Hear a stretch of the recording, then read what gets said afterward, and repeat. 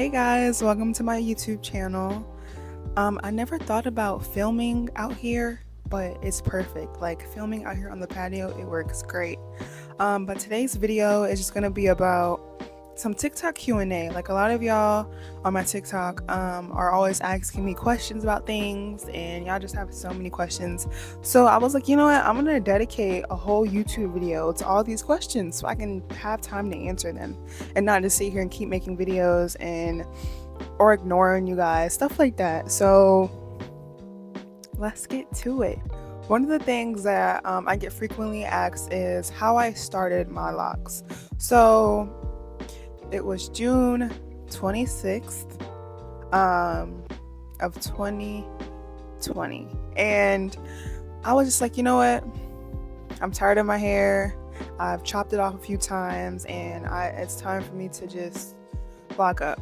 You know, like what else is there for me to do? Like I feel like I had no other option. Like if I didn't want to cut it again, let me just go ahead and put the locks in. So I'll insert the pictures here that my sister found a few days ago of when she started my locks. I did start off with twist. We twisted them. I have about 270.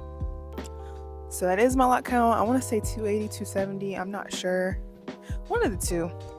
I haven't counted them in a minute, but my sister, there's a bug. Oh my god. My sister, she did twist them, and then we interlocked the roots. Now, something that I will say that, like, I wish I would have just went the route of interlocking the whole twist, like just interlocking from the root to the end. But I was impatient. My sister was like, "You sure you don't want to do that?" And I was like, "No, we're not gonna do that.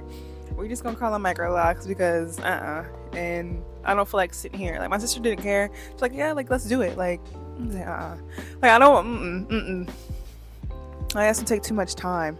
But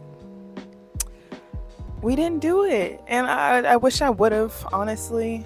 But that's okay. I love my locks now. I do feel like because I didn't go the sister lock route, my hair, it's not as thick. My sister says it is, but I don't believe so. My hair is kind of, I don't know. It's not as dense as I thought it was. So I feel like I retained a lot of thickness in my hair. Another question I've been getting was, do I retie or do I retwist? So obviously because I do have DIY Microlocs, I do retie my locks, which is awesome. With reties, like you can jump in the pool straight after. As soon as I'm done from retwisting my hair, retying my hair, I go wash it. I wash my hair after. I'll jump in the pool. Like I do whatever I want to do. Like I don't have to wait a few hours or sit under the dryer like you would with the retwist. I'm not knocking the retwist. I mean, retwists work great for people who have the thicker locks, but for Microlocs, I don't think it's necessary. I don't know. Maybe I should try that. No, I'm gonna mess up my locks if I do that. Anyway, so with the reties, I do a 2-point rotation because I feel like it's less time consuming. Like I don't know, like I just feel like it's less time consuming than having to do the 4-point rotation, and also remembering where you interlock last and things like that. Like 2-point, like I know where I was, boom boom, like south north, or east west, whatever, you know. So I just feel like it's quicker as well. Like it's time for a retie, y'all. Like right now, like look at that. Low key, it's time. And I don't feel like it. I really don't. I'm trying to see how much longer, but look though, if you don't like stick on schedule, look at Nova. If you don't stay on schedule of your reties, you can actually cause breakage by waiting too long. I know a lot of people like to wait longer to thicken their roots, which that's justifiable to an extent. I feel like for me, my experience, I know I can't go over a certain amount of time before my hair is like, please retie me. Like my roots will start tingling and they'll be stiff and all types of craziness will start happening. So I know my limits with that. But the longest I've gone from a retie is like 2 months. Other than that, I can go no longer. It's already been a month. It's going on 2 months not a whole 2 months, but like a month and some change, and my hair is like, what are you doing? And I dyed it on top of it. So let's get into that. Actually, let's get into the dye. So if y'all have not, go watch my video of when I dyed my hair. I actually don't like that video, but it shows the process, so I'm gonna keep it up. So the first time my sister did help, y'all gonna hear a lot about my sister. My sister helps me do everything pertaining to my hair. She's a licensed cosmetologist. She's the only person I let touch my head. Okay, it's not my mom or my sister. You can't do it. Anyway, so she did professionally dye my hair. It was by Matrix. All of the products were pre-bonded in that video. Go check it out. So the first time I used Matrix. Second time I used high color L'Oreal to touch up my roots. So that was just like the developer and the high color with L'Oreal. I used colors red and I used red copper, I believe. And then recently, so I want to say like a week ago, I decided to use Adore. So I heard good things about Adore. Somebody actually, I forgot her ad. If I find her ad, I'll drop it here somewhere. But she was like, hey, you know, you can like mix in the Adore with some conditioner and like that'll help your hair that way. And I'm like, what? So I went and bought Adore, but I didn't buy it to put it in the conditioner. I bought it to like actually dye my hair. And I got two tubes of paprika. Boy, I should did my research, because this color is more of like a darker ginger / 99J, but it's not 99J at the same time. So like I was pissed. I was like, paprika? Listen, I should have done my research with Adore, because Adore was finna get the big one with me. I was so mad. I was so pissed off. I'm like, this is not the color that I wanted at all. The FedEx man is driving away. But it's like, this is not the color that I wanted, period. But it's alright. It works. I made it work. I'm pretty sure as time goes on, this Adore that I have now on, it'll just like, it'll fade. At the same time, y'all, also, I don't want to dye my hair no more. Like, I really do. I love this color. I love the red on me. I really do. Love the ginger look, especially how I do my brows and everything. It's become my signature at this point. However, I'm like, what am I gonna do? I don't want to keep dyeing my hair, because I have experienced some shedding. I've experienced some breakage and things, and I'm nervous. I am. Like, I'm sitting here like, I got so nervous, y'all. I was sitting there with scissors in my hand. In the mirror, I was sitting there with scissors in my hand, like I'm about to chop my locks off, because what's wrong with them?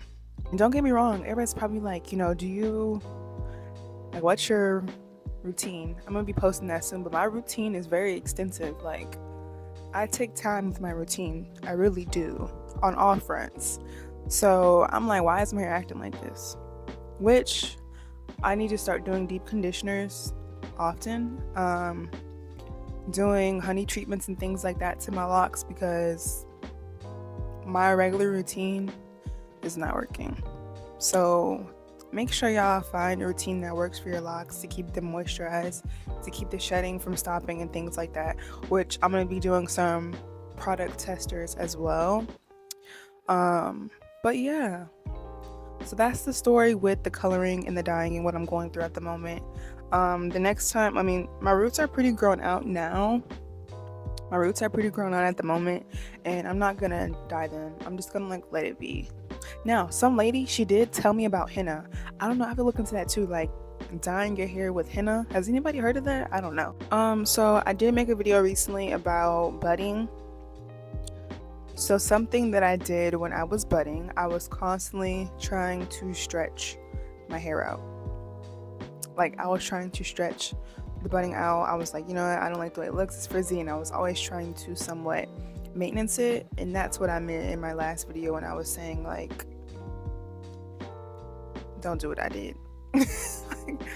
like, don't do what I did, okay? Because that's not it. Because I was trying to leave it alone as much as I could, but I did do rice water for a couple of days as well during my journey. to only realize that my hair is like protein sensitive, meaning that like I really shouldn't be doing protein treatments because rice is protein, like, you know what I'm saying, all that keratin and stuff. So like I realized that. So I believe Audi Brownie asked me what the best and worst thing about my locks are. Honestly, like, I love my hair, but I think the amount that I have is somewhat overwhelming for me at times. Like, I'd be like, oh my god, like, I gotta retie 200, almost 300 locks, and it just frustrates me. My favorite thing is that I have freedom. Like, I do whatever the hell I want with my locks. I love the size of them. I do. I really do love the size of them. I've really learned to love my locks, like, because there was a time when, I'm gonna make a video about this separately, but I love my locks.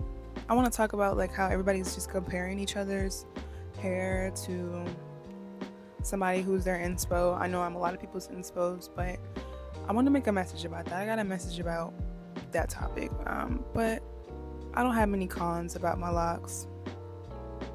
Besides the fact that they attract lint too. Like, somebody on my video was like, oh, you don't wear a bonnet. They were like, you don't wear a bonnet, you don't have satin. Like, baby, listen, I have a satin scarf, satin pillow, everything is satin. When I go to bed, there's a routine. Satin scarf goes on, satin bonnet goes on, like, lay on the satin pillow. Like, babe, trust me, I make sure that lint is away. But at the end of the day, when you're walking, when you're out and about, if you have a dog, you put on a sweater, anything of that matter, you're somewhat going to attract lint, especially if you have smaller locks like mine. It's like easy for the lint to get trapped into a head full of over 200 something locks. Like, come on, you know? So you have to like double check, honestly. Like, I'd be having to double check all the time to make sure that my hair isn't holding on to any type of debris and lint, because you never know. I haven't brushed my locks in a few days, so I'm not surprised if there's lint in there. But yeah, I hope I answered. Oh no, I didn't answer all the questions. Leave-in conditioner. So somebody did ask me, why do you use leave-in conditioner, and if the leave-in conditioner builds up. So it's important. Like, even when you are loose natural, you want it to make sure that most of your products are water soluble, right? It's the same thing. The first ingredient has to say water, so you know that it dissolves easily in water, right? So with all the leave-in conditioners, I do use Aunt Jackie's because I love the smell. It's like nostalgia for me. I was using it a lot when I was in middle school, and it still works great for my hair. So I do use the Aunt Jackie's leave-in conditioner. I forgot, it's like a blue bottle. I'll post the picture here.